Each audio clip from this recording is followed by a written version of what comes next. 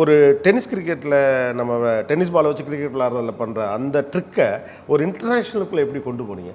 6 பால்னா ஒரு ஆம் பால், ஒரு லெக் பிரேக்கு, ஒரு ஆஃப் பிரேக்கு, ஒரு சும்மானா ஒரு பாலை தூக்கி போட்டு விட்டுருவார், ஒரு கேரம் பாலு, ஒரு சுடக்கு பாலு. ஓகே, பின்னால் வேறு தினேஷ் கார்த்திக் அடிக்கட்டும்டா போடுறா நீங்கள் வேறு 2 பேரும் தனி ஆவர்த்தனை வேறு பண்ணுவீங்க. ஸோ எப்படி அந்த மாதிரி பண்ணீங்க? அந்த கனெக்ஷன் எனக்கு ரொம்ப பிடிச்சிருந்தது.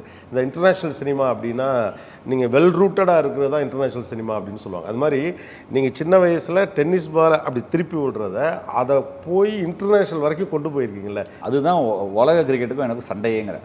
அது அடிக்கடி நான் சண்டை வருவேன். அது எப்படின்னா நம்ம ஊரில் மட்டும்தான் இந்த மாதிரி அன்ஸ்ட்ரக்சர்ட் கிரிக்கெட்னுவாங்க. அன்ஸ்ட்ரக்சர்ட் கிரிக்கெட்னா இப்போ பெரும்பாலும் இங்கிலாந்து, ஆஸ்திரேலியாலாம் பார்த்தீங்கன்னா ஸ்கூல் லெவல்லேருந்தே வந்து கிரிக்கெட் ஒரு ஸ்ட்ரக்சராக நடத்துவாங்க. அந்த பசங்க 8 வயசுக்கு இப்படி விளாடணும் போது நம்ம ஊரில் அதெல்லாம் கிடையவே கிடையாது. இன்றைக்கி நான் விளாடின ரோடு தெருவில் நிற்க இடம் இல்லை, அவ்வளோ வண்டி. நான் ஒரு காலத்தில் அந்த தெருவில் உருண்டு பிறண்டு விளையாட்டுருக்கேன், ஆளே இருக்க மாட்டாங்க. அந்த தெருவில் விளையாடும் போது ரொம்ப முக்கியமான நிறைய பாடங்கள் கிடைக்கும். இப்போ நம்ம தெருவில் விளையாடும் போது 10 வயசு பையன் 10 வயசு பையனோட விளையாட மாட்டான்.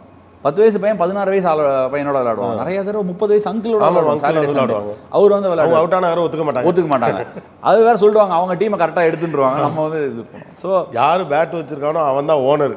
அதெல்லாம் நிறைய நடந்திருக்கு. ஆடிட்டு ஓடி போயிடுவாங்க. நான் என்ன பண்ணுவேன், ஆடிட்டு ஓடி போயிட்டானா வீடு வரைக்கும் துரத்தி போய் கூட்டு வருவேன், போறா திருப்பி.